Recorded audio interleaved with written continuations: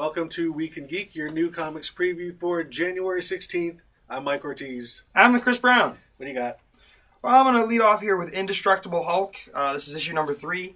I've been enjoying this so far. It's they've kind of got Hulk. He's Banner and the Hulk again, and now he's, of course, they got him whining a little bit about how the things he's done, but they're essentially just pointing him at stuff. So he's kind of working with S.H.I.E.L.D., and they're like, Hulk should go over there. And he's just going and smashing stuff sort of at the direction of S.H.I.E.L.D. because he knows he's going to get angry anyway, so he might as well try and do the right thing. Now, he doesn't have Banner's brain when he's the Hulk, right? Yeah, no, I don't believe so. Because this isn't like back when he was part of the Pantheon. No, not like that, but they're at least the same, because they had split them apart, I believe, in the last story. Yeah, I didn't So at least they're the same, but yeah, no, it's not Banner's brain in the Hulk, which I did like. Yeah, I love that Peter David stuff, but this is something similar but different. We got Daredevil number 22. This appears to be a team-up with Spider-Man, and I believe, so Doc Ock dead, so this is going to be Superior Spider-Man teaming up with Daredevil. And I would be surprised how would Daredevil not know that something's different? He smells the same. He would smell the same. That would eliminate Wolverine being able to check it out. But, you just think he'd be able to, hear brain patterns different, heart fluttering differently, something. I guess we'll find out. Yeah, okay. Then, looking at Hoax Hunters, this is issue number 6. Great cover. It is a great cover. This has been a great book. I really, really like it. It's, the premise is that it's the TV show that makes sure the things that go bump in the night don't actually bump in the night. But they are bumping in the night, and these guys are just covering it up. But it's better, it's more than that. There really is backstory. It's not just kind of bumping along and doing episodes of finding Bigfoot. There's backstory and characters kind of with agendas and doing some things. I really, really like it. It's a lot better than its premise, and its premise is pretty good. Then I'm looking at Archer and Armstrong, number 6. This, we've got the new Geomancer. It is not Jeffrey, it is a chick. So they're certainly changing some things up in that regard. But there's, you've always got, was the Eternal Warrior was there to protect the Geomancer. And he's sort of gone nuts, and he's fighting, Armstrong. He wants to go kill the kid, and now we have found this Geomancer, and hopefully the Eternal Warrior stops trying to kill him. We shall find out. Looks like some nice artwork in that book. It's been really, really strong. Who was doing this? What is this? Art by Emanuela Lepacino.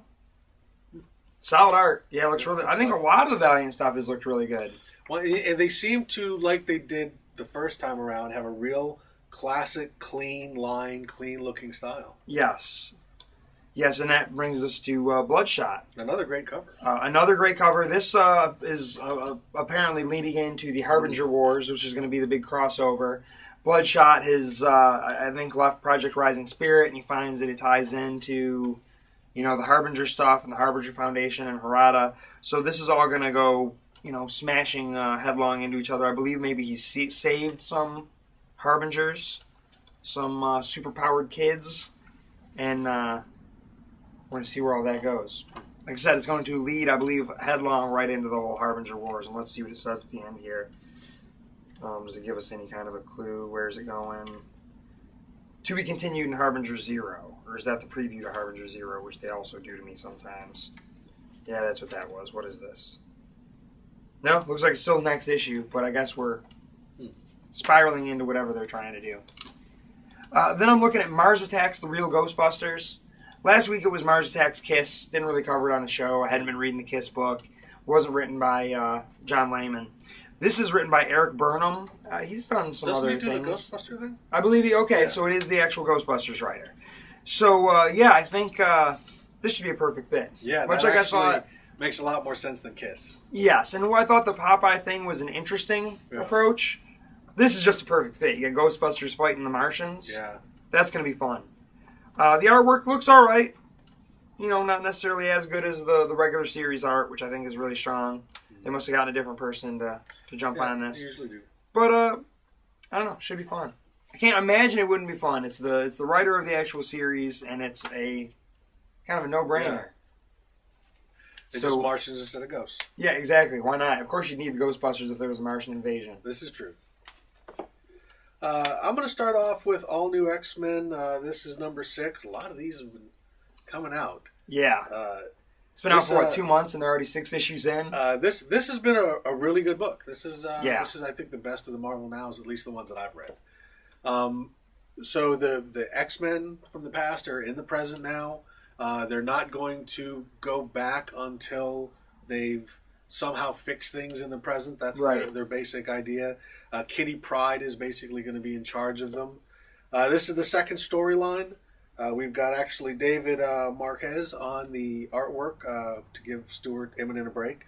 That's pretty good, though. Good stuff. He worked with Bendis on Ultimate Spider-Man, I think. Did he? Okay. So yeah, this has been some really good stuff. You know, we've talked about it pretty much every issue. It's great stuff. I'm not an X-Men fan at all, and I really like this book, even in spite of the fact that I thought the initial premise was stupid. Yeah, I mean, I've read X-Men kind of off and on over the years, but this is a very different feel. But then it also still has kind of the soap opera quality of an old Chris Claremont book, but with a lot less words, and I think some more grounded character development. I think it's Bendis can be soap opera-y too, though. Oh, very much so, and he does it well. Yeah. So yeah, this book's been a lot of fun. Next up, more often than not, this book winds up in the top spot. This week, it's not, just because I wanted to shake it up a little bit, although it almost made it. This is Saga, Brian K. Vaughan, Fiona Staples. This is the 9th issue. Another great cover, too. Yeah. We've got some great artwork in this book. That artwork is fantastic. I love Fiona Staples stuff. I think it's absolutely gorgeous. It fits the book so well. I don't know what more we could really say about this. It's star-crossed Romeo and Juliet sci-fi fantasy epic. Great stuff. If you haven't checked it out, go back, find the first issue. I think they did a image first about it. Get the trade paperback. The trade's only $9.99, I think. Yeah, great stuff. Just great stuff. We've recommended it every week. Basically, I think all the odd-numbered issues wind up. I recommend the even numbers you recommend. But really great stuff. One of the best books of the year. Absolutely. This is the stuff that's been really, really kind of hot for Image Comics right now. Speaking of Image Comics, we got Comeback number 3. This has been really good. I did finally see Looper. And yeah, there's a lot of similarities. Yes. More than because when I read the first 2 issues, I hadn't seen Looper yet. All right. And then I saw Looper, I'm like, oh, now I get what everybody's saying in the comparison. But this has been really good stuff. And in some ways, I mean, where it's different from Looper is this one actually there's a different mystery underneath all of this. For sure. And I really like that. There's something going on. We find out in the last issue that the setup that we got in issue 1 is everything is not quite what it seems.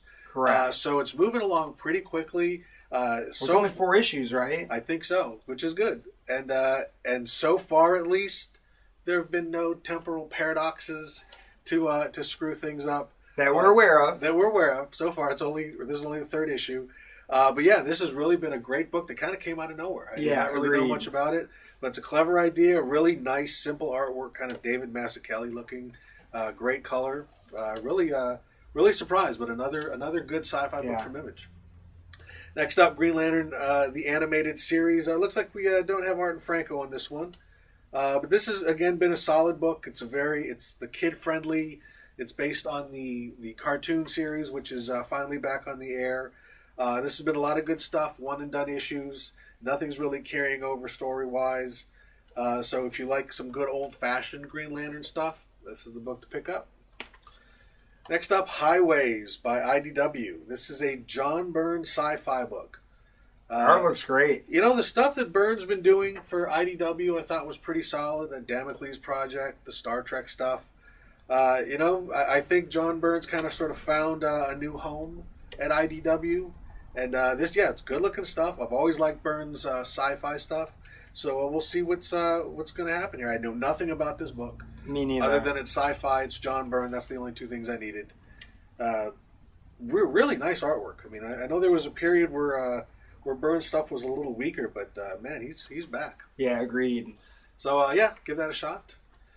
Next up, Batman number 16. This is continuing the Death in the Family. Another great cover. Oh yeah, fantastic. This is such Robin's a great vest.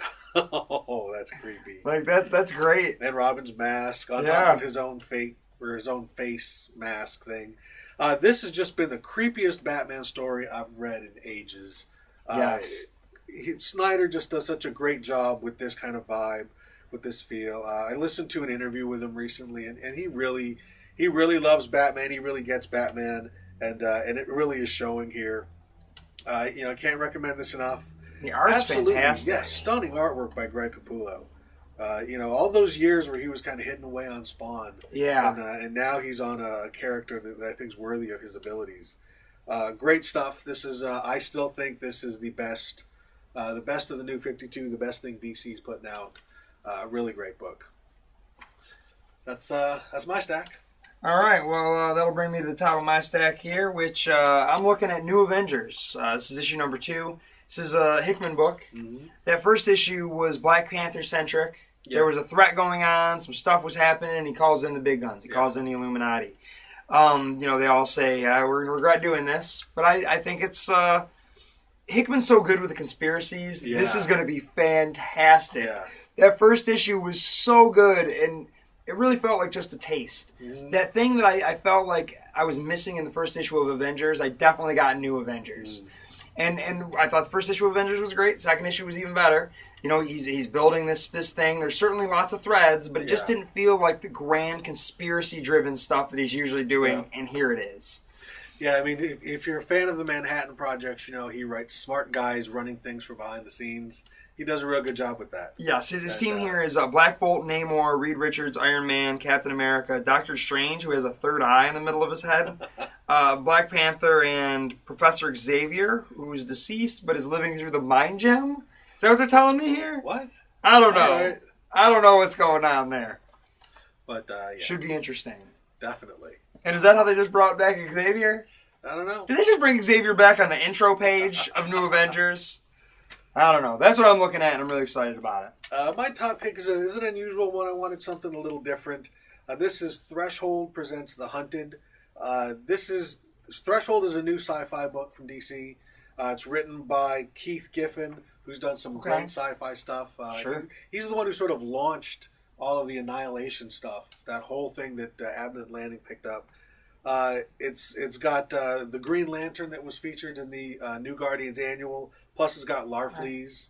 So, I'm always a sucker for some Larfleeze, and this looks like some good. I think it's Scott Collins, maybe, on the artwork. Scott Collins. Yeah, so Keith Giffen and Scott Collins, that's a good combination. They're doing Larfleeze, plus some other Green Lantern stuff.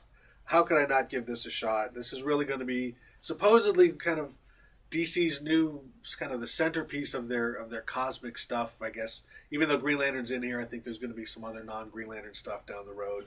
Hopefully, Keith Giffen is going to do for DC Cosmic what he did for Marvel Cosmic a few years ago. I mean, ultimately, that's what got us a Guardians of the Galaxy movie. Right. So, who knows? Maybe we'll get a Larfleeze movie, or what was that? What was that group? Rebels? Oh, yeah. Dark Stars, or any number of great DC sci-fi concepts.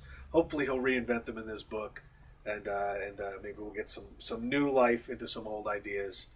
Maybe he should read Saga for some good sci-fi ideas. But, I think he's got plenty. Yeah. Just it's a number one. It's something a little different. I'm curious to see what they're going to do with it. So it's my top pick. Right on. And another one that didn't find its way into my stack, but I would like to mention, at least give a call out, is a Dark Horse book, a pulpy book by Francesco Francavilla called The Black Beetle. The artwork looks great. His stuff always has that classic, mystery-driven, pulpy sort of feel. It looks kind of cool. It just I didn't realize what it was when I was first building the list. So you might want to check that one out too. And with that, that is your Week in Geek.